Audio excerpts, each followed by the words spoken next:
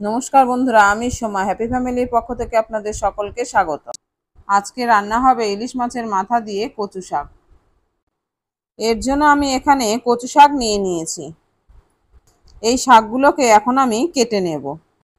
এই যে আমার শাক কাটা হয়ে গেছে। এবার আমি এগুলোকে ভালো করে জল দিয়ে ধুয়ে নেব, বেশ কয়েকবার।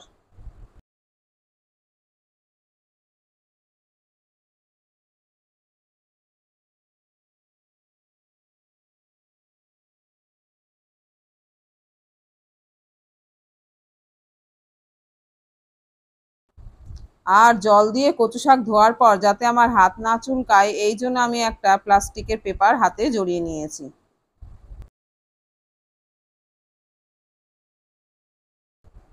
ব্যাস, ধোয়া হয়ে গেছে। এগুলোকে এবার আমি একটা পাত্রে জল ঝরিয়ে ঝরিয়ে তুলে নেব।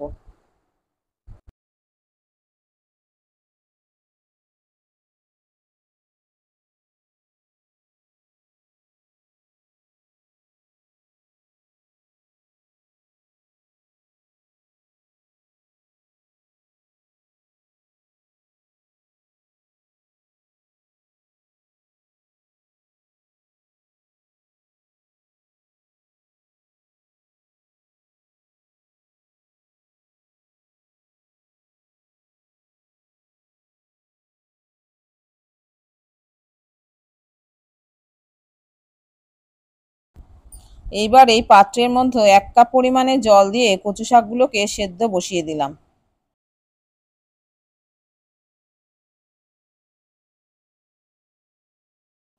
একটু পরে ঢাকনা খুলে যখন কচু শাক একটু কমে গেল, তখন সামান্য লবণ ও হলুদ দিয়ে দিলাম।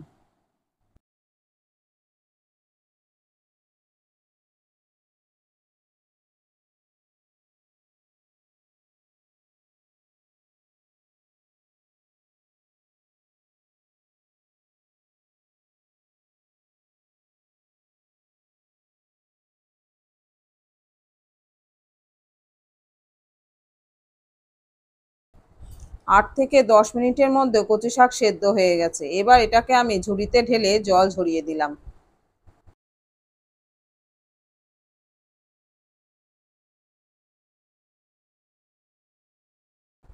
এবার কড়াইতে পরিমাণ মতো সর্ষের তেল দিয়ে আমি ইলিশ মাছের মাথাগুলোকে বেশ ভালো করে ভেজে নেব।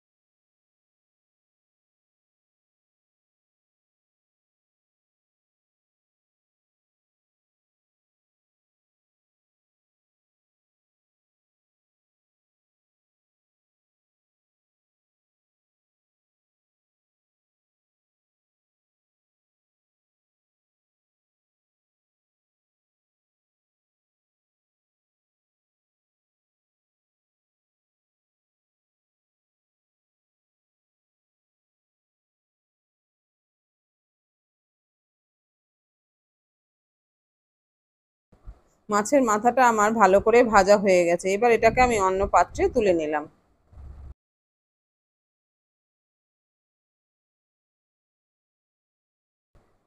এবার যদি কড়াইতে তেল লাগে তাহলে তেল দিতে হবে, না হলে ওই তেলেই তেজপাতা, শুকনো লঙ্কা ও হাফ চামচ জিরে ফোড়ন দিলাম।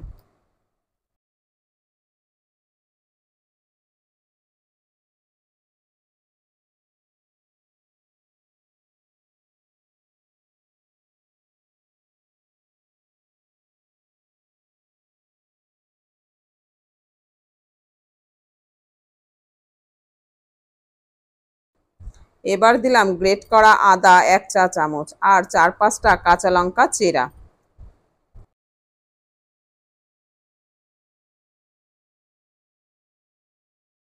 একটু নেড়ে চেড়ে দিয়ে দিলাম ধনে, জিরে ও লঙ্কার গুঁড়ো 1 চামচ করে আর পরিমাণ মতো হলুদ।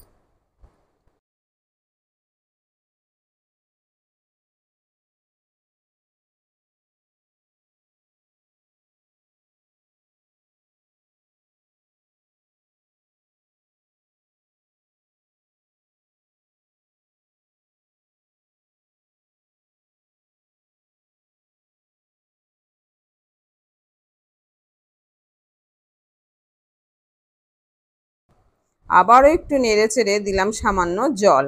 এবার কষিয়ে নিলাম।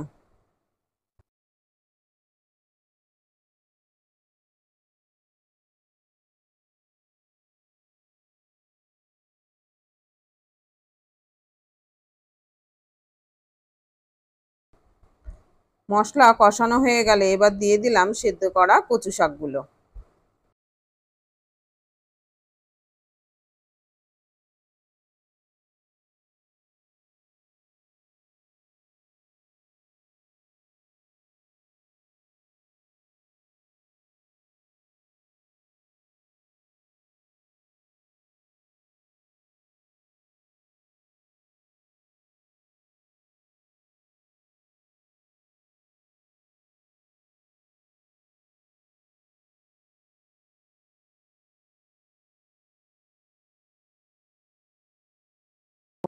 এবার এটাকে ভালো করে মশলার সাথে মিশিয়ে নিয়ে দিলাম কিছুটা ভাজা বাদাম।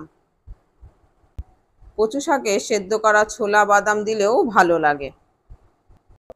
তবে ইলিশ মাছের মাথা দিয়ে কচু শাক করলে কিছু না দিলেও চলে।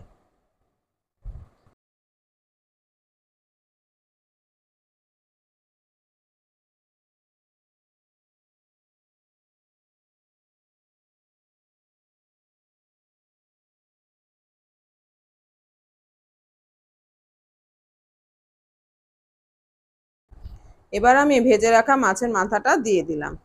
এটাকে এখন খুন্তি দিয়ে ভালো করে ভেঙে চুরে দেব, তাহলে এর স্বাদও বেড়ে যাবে।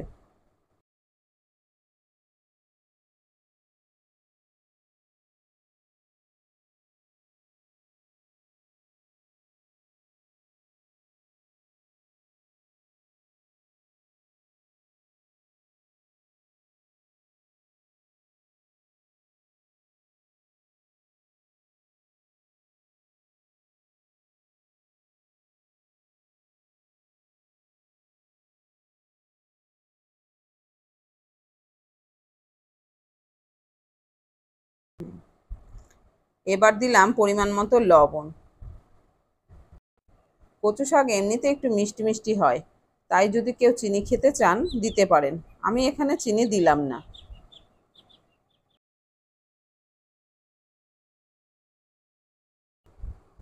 তো আজকের কচু শাক রান্না আমার কমপ্লিট। তো বন্ধুরা, ভিডিওটি যদি ভালো লেগে থাকে তবে লাইক, শেয়ার ও কমেন্ট করতে ভুলবেন না। আর নতুন বন্ধু হলে চ্যানেলটিকে অবশ্যই সাবস্ক্রাইব করবেন। ভিডিওটি সম্পূর্ণ দেখার জন্য আপনাদের অনেক অনেক ধন্যবাদ।